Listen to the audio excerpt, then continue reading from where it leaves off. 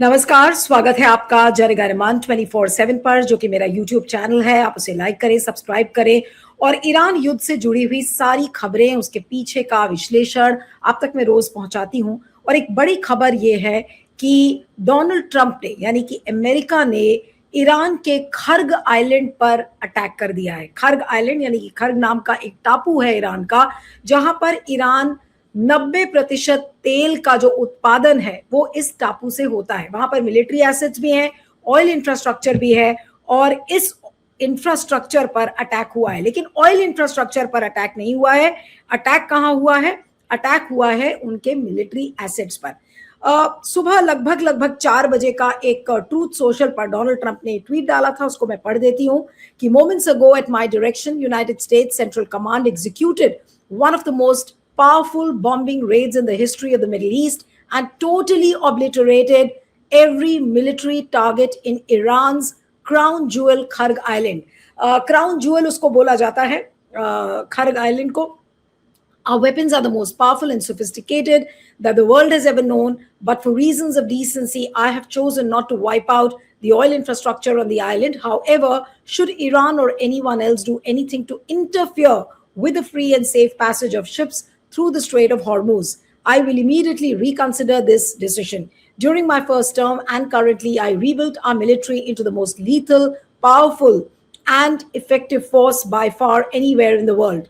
Iran has no ability to defend anything that we want to attack. There is nothing that they can do about it. Iran can never have a nuclear weapon, nor will it ever have Iran's military. All others involved with this terrorist regime would be wise to lay down their arms and save what's left of their country, which isn't much. Thank you, Donald Trump, for your kind information. इस तरीके से वो लिखते हैं। इस खबर को सभी व्हाइट हाउस ने भी इसको ट्वीट किया है। व्हाइट हाउस के ट्वीट को भी मैं आपको दिखा दूंगी। व्हाइट हाउस ने भी वही चीज लिखी है जो डोनाल्ड ट्रंप ने अपने ट्वीट में लिखा है। अब ये खर्ग आइलैंड के मिलिट्री एसेट्स पर अटैक करना और धमकी देना कि अगर आपने स्ट्रेट ऑफ हॉर्मूज नहीं खोला तो फिर हम आपके ऑयल इंफ्रास्ट्रक्चर को, यानी कि जहां पर आप ऑयल यानी कि तेल जहां से आप तेल का प्रोडक्शन करते हैं, हम उसको तबाह कर देंगे। उसको लेकर अल जजीरा के जरिए ईरान ने भी रिटेलिएट किया और उन्होंने कहा कि हम आपके जितने एसेट्स हैं हम उनको तबाह कर देंगे। और अभी यूएस एम्बेसी के कैंपस में भी खबरें आ रही हैं कि उनके कैंपस में भी ड्रोन और मिसाइल स्ट्राइक्स हुई हैं। तो कुछ ऐसी खबरों के बीच में अब भारत कहां पर आकर फंस गया है, क्योंकि भारत में ऑलरेडी गैस और तेल का संकट हो रहा है और गैस का तो बहुत ज्यादा संकट हो रहा है। अब स्ट्रेट ऑफ हॉर्मूज ईरान ऐसे इतने बड़े एस्केलेशन के बाद खोलेगा या नहीं खोलेगा, लेकिन भारत के ऊपर इसका क्या असर पड़ेगा इस खर्ग आइलैंड के अटैक पर, इस पर हम बातचीत करेंगे। हमारे साथ independent media analyst Siddharth Sharma है। सिद्धार्थ, आपका बहुत बहुत स्वागत है। Thank you so much for joining on Jana Gana Mana 24/7। ये खर्ग आइलैंड इतना छोटा सा टापू है, लेकिन आज इतना बड़ा असरदार इस पर अटैक करके आज डोनाल्ड ट्रंप ने क्या मैसेज देने की कोशिश की है और इसका असर क्या पड़ेगा तेल के उत्पादन पर, भारत जैसे देशों पर जो काफी डिपेंडेंट है स्ट्रेट ऑफ हॉर्मूज के ऊपर। जी, अनम्यूट कर लीजिएगा सिद्धार्थ, अनम्यूट कर लीजिए। आपके 3 सवाल हैं। एक तो ये कि जो एकदम ताजा घटनाक्रम चला है उससे भारत पर क्या असर पड़ेगा। दूसरा ये कि ट्रंप साहब ने ट्रूथ सोशल पर जो ट्वीट किया है वो क्या बोल रहे हैं। और तीसरा जो ये ताजा घटनाक्रम चला है वो ताजा घटनाक्रम क्या चला है। तो सबसे पहले तो मोटा मोटी ये समझ लें कि पिछले रात को युद्ध ने एक बहुत ही कठिन मोड़ ले लिया है। दूसरी बात यह कि भारत पर इसका क्या असर पड़ेगा। मेरे ख्याल से इस युद्ध ने भाजपाइयों को एक ज्ञान तो दे ही दिया होगा कि जिस अब्दुल को पेट भर खाना खा के गरियाते थे, फिर उसकी दुकान पर बुलडोजर चलवाते थे, ये दोनों करने की ताकत उसी अब्दुल के चाचा ईरान आपको देता था। चाचा तेल और गैस बंद कर दे तो रोटी के लाले पड़ जाते हैं, बुलडोजर तो दूर नारा देने की ताकत भी आपके अंदर नहीं रहेगी। ये तो बिल्कुल स्पष्ट हो गया। और दूसरी चीज ये कि भाजपा कहती थी कि भाजपा जो बहुत शेखी बगारती थी कि भाजपा जो राम को लाई थी अब वो ढंग से गैस तक नहीं ला पा रही है। ये दोनों चीजें तो बिल्कुल स्पष्ट हो गई हैं।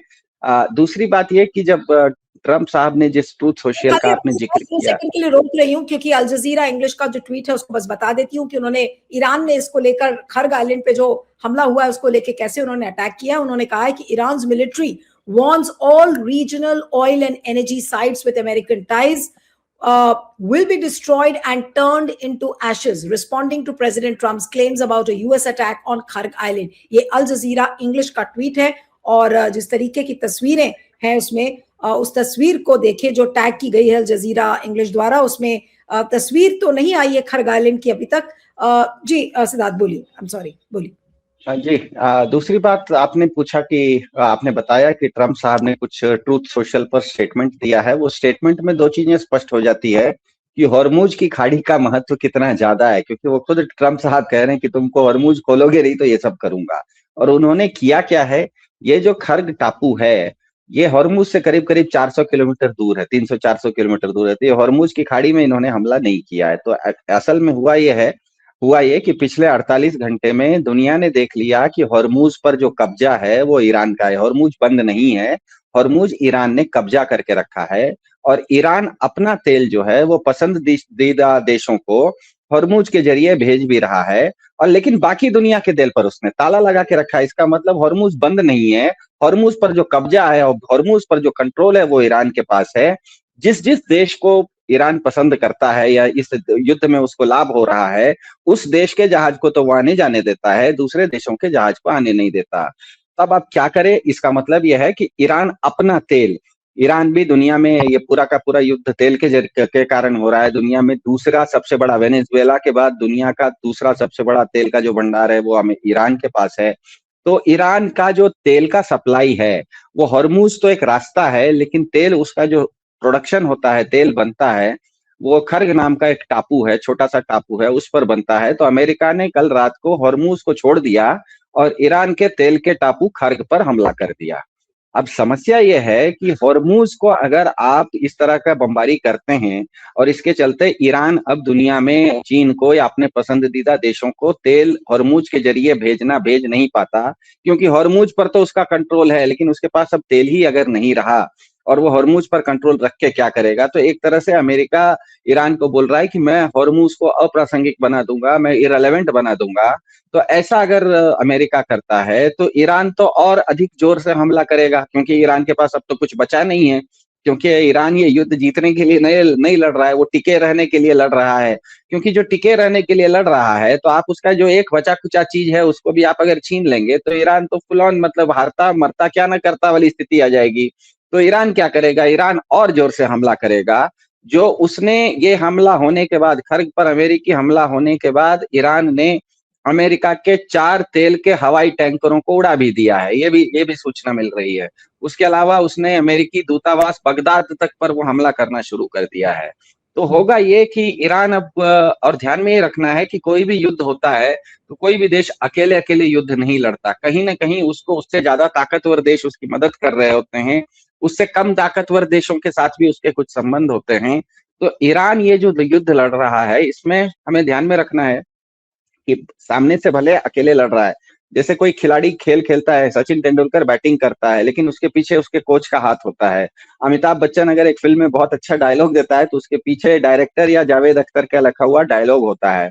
तो युद्ध भले ईरान और अमेरिका के बीच में हो रहा हो, लेकिन इसमें ईरान को पीछे से चीन और रूस भी मदद कर रहे हैं। और ईरान ने भी अपने कुछ प्रॉक्सीज को, जैसे छोटे छोटे देशों में अपने कार्यकर्ताओं को, उनके प्रॉक्सीज को, उनके एजेंटों को छोड़ के रखा हुआ है। जैसे लेबनान में उसका हिजबुल्लाह नाम का एक ग्रुप है, यमन में हाउथी नाम का एक ग्रुप है जिसको ईरान अलग अलग ढंग से मदद करता है। तो अब ये अगर इन्होंने सच में हॉर्मुज की खाड़ी में जो ईरान का कंट्रोल है उसको, ईरान जो अपने तेल को आने जाने देता है, हॉर्मुज को नहीं रोकने के बदले, हॉर्मुज को खुलवाने के बदले ईरान का जो तेल का बेस था, जो खर्ग है, उसी को अगर इन्होंने नष्ट कर दिया तो अब ईरान क्या करेगा, ईरान एक नया फ्रंट खोलेगा। और वो नया फ्रंट होगा कि अगर हॉर्मुज अप्रासंगिक हो गया तो ईरान अपने प्रॉक्सी जो हाउती है उसके द्वारा यमन के लाल सागर में एक दूसरा इसी तरह का एक संकरा दरवाजा है। जिस तरह से हॉर्मुज एक संकरा रास्ता है, वैसे ही उससे नीचे, उससे दक्षिण में जो एक लाल सागर है, रेड सी है, उसमें उसी तरह का एक संकरा एक रास्ता है जिसका नाम है बब अल मंदब। मतलब उसका उसका अरबी में अक्षरशः मतलब होता है खून के आंसू बहाने वाला रास्ता। तो वो एक संकरा रास्ता है, और उस संकरे रास्ते से दुनिया भर का 12% ट्रेडिंग होता है। मतलब दुनिया भर के 12% सामानों का आना जाना होता है, क्योंकि उसी से आगे सुएज नहर है, और सुएज नहर के बाद यूरोप आता है, सुएज नहर के इस तरफ पूरा एशिया आता है। तो दुनिया को अगर आप पूरब और पश्चिम के बीच में बांटते हैं, तो ये जो बब अल मंदब नाम का जगह है, केवल 25 किलोमीटर चौड़ा एक पानी का संकरा रास्ता है, ये लाल सागर के पास। मेरे ख्याल से एक नक्शे में उसका मार्किंग दिख जाएगा आपको। ऊपर जो काला काला रंग का मार्क है, काला रंग का बॉक्स है, वो है सुए हॉर्मुज, जो कि ईरान के कब्जे में पहले से है। और नीचे जो एक लाल बॉक्स में आपको दिख रहा है, वो है बब अल मंदब, जो कि हाउदीज के कंट्रोल में है, यमन के कंट्रोल में है, और उसको ईरान उनका प्रॉक्सी है। इससे पहले भी उन्होंने 2 साल पहले 12 दिन तक उसको बंद रखा था। जो भी दुनिया के जहाज जाते थे उस पर ड्रोन वगैरह का हमला करते थे। तो अगर ईरान अब इसको एक नया फ्रंट खोलेगा और वो लाल सागर में बब अल मंदब के ऊपर रोकने की कोशिश करेगा, तो ये दुनिया का जो 12% व्यापार है, ये फिर से 12% व्यापार मार खाना शुरू करेगा। तो अमेरिका हमको ये ध्यान में रखना है कि अमेरिका ये युद्ध जीतने के लिए लड़ रहा है। उसको ये युद्ध जीतना उसकी मतलब उसका उद्देश्य है, ये युद्ध जीतना है। लेकिन ईरान जो है वो ये युद्ध जीतने के लिए नहीं लड़ रहा है। उसको पता है कि अमेरिकी सेना के सामने, अमेरिकी बमों के सामने उसकी सेना टिक नहीं पाएगी। तो ये जो ट्रम्प साहब अपने ट्रूथ सोशल में लिख रहे हैं कि ईरान की मिलिट्री खत्म हो गई, ईरान ने अपनी कोई मिलिट्री रखी ही नहीं है। उसको पता है कि उसकी मिलिट्री नहीं टिक पाएगी, वो रक्षात्मक रवैया नहीं अपनाए हुए है। उसने केवल और केवल इतने सारे मिसाइल अपने पास रखे हुए हैं कि जब जब अमेरिका उसके ऊपर हमला करेगा, वो सारे हमले झेल लेगा। जितना बमबारी करना है मेरे ऊपर कर लो, मैं पहले जितना बम मारोगे खा लूंगा, उसके बाद मैं वापस तुम्हारे ऊपर बमबारी करूंगा। और ईरान के पास इतने मिसाइल्स हैं, और इतने मिसाइल उसके पास अगर कम पड़ते हैं तो चीन उसको मिसाइल देने के लिए तैयार है। उसको रूस मिसाइल दे रहा है, क्योंकि रूस का जो यूक्रेन के साथ युद्ध हो रहा है उसमें ईरान ने अपने कम से कम 50,000 शाहिद ड्रोन दिए हैं। ड्रोन टेक्नोलॉजी और मिसाइल टेक्नोलॉजी में ईरान काफी आगे है दुनिया का। अभी हमको पता है कि एक साथ उसने 12-15 देशों के ऊपर मिसाइल का हमला किया। वो इजराइल तक हमला कर देता है, वो दुबई पर हमला कर देता है, वो बगदाद पर हमला कर देता है। तो ईरान के पास मिसाइल टेक्नोलॉजी काफी अच्छी है। और जब जब ये मिसाइल की टेक्नोलॉजी का वो इस्तेमाल करता है, उसको चीन और रशिया ये दोनों मदद करते हैं, क्योंकि इन दोनों से मदद लेने के लिए उसको समुद्र के रास्ते से मदद लेने की जरूरत नहीं है।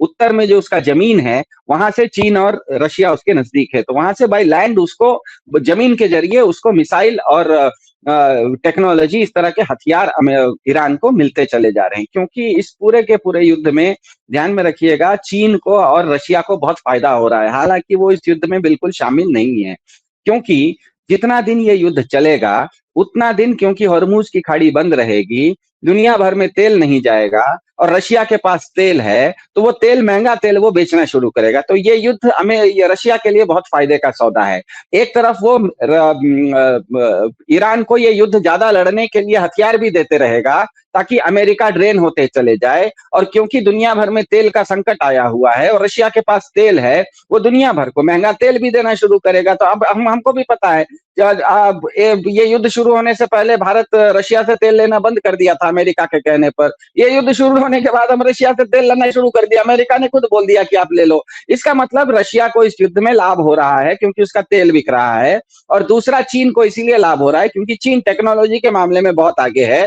हर मिसाइल जो उड़ रही है, अमेरिका जो अपना हर मिसाइल उड़ा रहा है, वो मिसाइल के अंदर कहीं ना कहीं कंप्यूटर चिप होती है। और कंप्यूटर चिप दुनिया में आपके फोन, आपके छोटे छोटे फोन में भी देखिए, सारे चिप जो है वो सब चाइना के, मेड इन चाइना होते हैं। तो ये सारे चिप जो बनते हैं वो चाइना में बनते हैं। और चाइना बहुत खुश है कि अमेरिका इतने सारे अपने मिसाइल गिरा रहा है, बम गिरा रहा है, उसके चलते उसके चिप खत्म हो रहे हैं। और जब चिप खत्म हो जाएंगे तो फिर चीन के ऊपर निर्भरता आ जाएगी। तो चीन और रूस, ये दोनों इस युद्ध को एक तरफ वो ईरान को मदद भी कर रहे हैं, दूसरे तरफ यह युद्ध ज्यादा चले इसकी भी वो पूरी योजना बनाए हुए हैं। इससे उन लोगों को दो फायदा हो रहा है, एक तो अमेरिका का पूरा ताकत जा रही है, और दूसरा उनकी जो ताकत है चीन और रशिया की, जिन जिन चीजों में चीन के पास टेक्नोलॉजी और चिप्स की ताकत है, रशिया के पास तेल की ताकत है, इन दोनों को इसका लाभ हो रहा है। और ईरान अगर इस बीच में अपने आप को शहीद करने के लिए तैयार है तो उनको तो और ज्यादा लाभ है, ईरान इस मामले में शहीद होने के लिए तैयार है।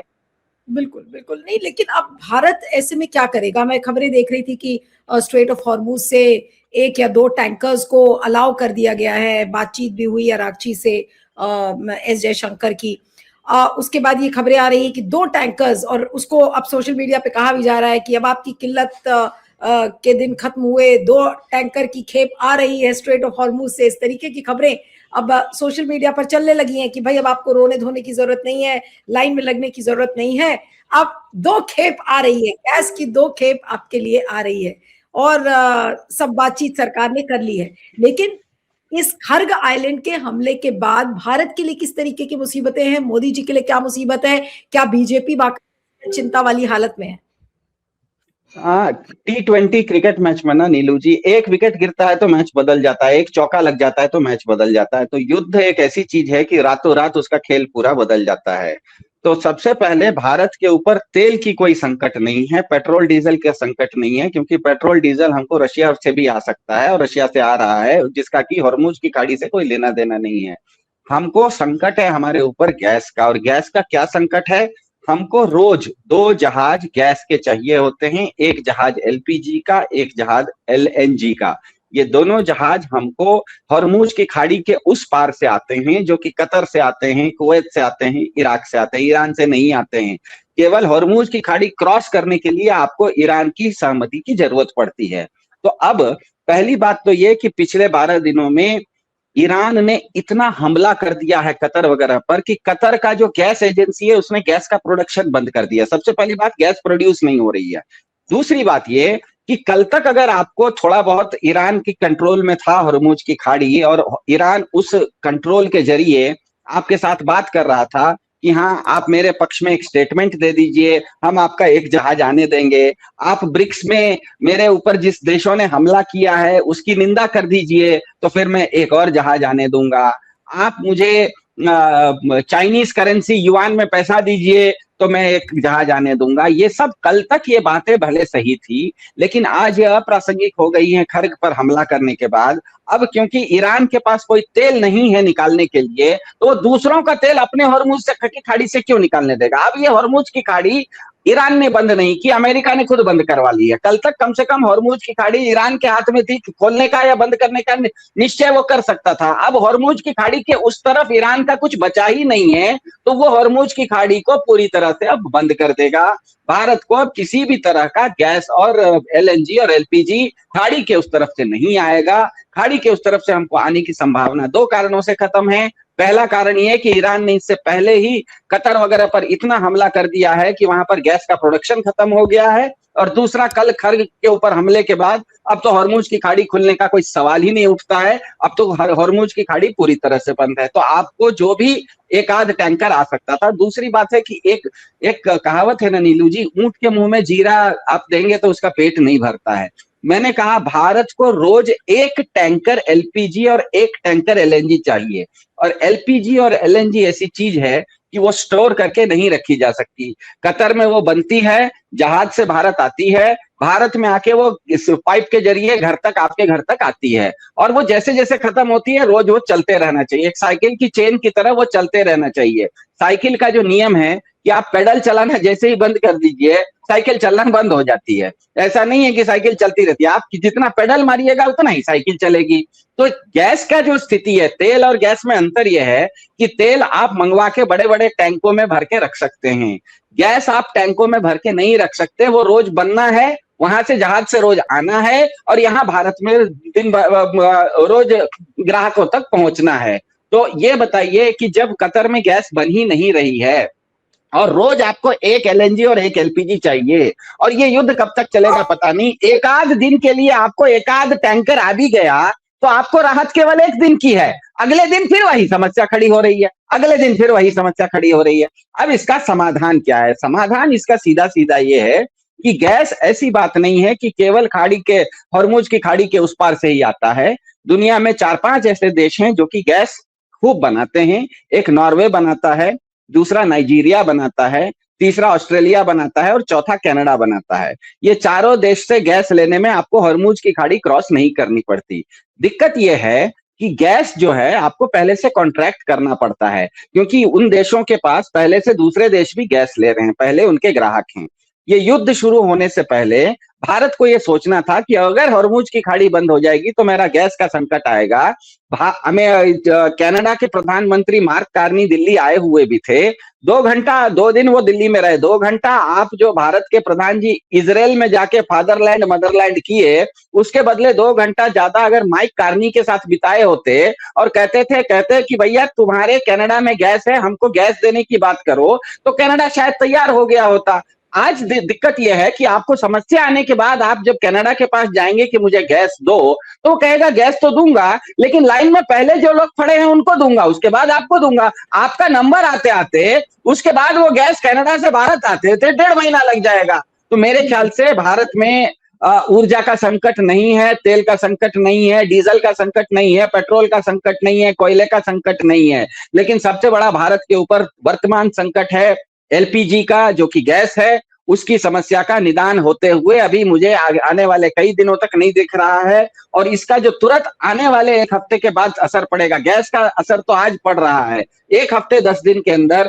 यूरिया पर असर पड़ेगा। क्योंकि भारत को रोज, ध्यान में रखिएगा, रोज भारत के किसान 28 जहाज यूरिया इस्तेमाल करते हैं। भारत के किसान भारत के जमीन को, आपकी फसल उगाने के लिए भारत को रोज 28 टैंकर, 28 पानी के टैंक, पानी के जहाज जितना यूरिया भारत रोज इस्तेमाल करता है। ये यूरिया भी आपको वहीं से आता है, कतर से और हॉर्मुज की खाड़ी से, और वो आना बंद हो गया। एलपीजी तो आप कनाडा से ले लेंगे, यूरिया कहां से लेंगे? इसीलिए मेरे ख्याल से कल जाके भाजपा को या भाजपा के प्रधान जी को होश आया है कि एलपीजी का संकट तो ये किसी तरह थोड़ा बहुत करके पार कर लेंगे। रोज शाम में गोदी मीडिया पर एक राष्ट्रीयता का गान शुरू कर देंगे। कभी कहेंगे नाली का गैस, नाली खोल लो गैस मिल जाएगा, कभी कहेंगे सौर ऊर्जा से खिचड़ी बना लो ठीक हो जाएगा। कल को हमको आश्चर्य नहीं होगा कि भारत के प्रधान जी रात में 8 बजे आके कहें कि सलाद खाने के क्या क्या फायदे हैं, क्योंकि सलाद में गैस नहीं लगता है।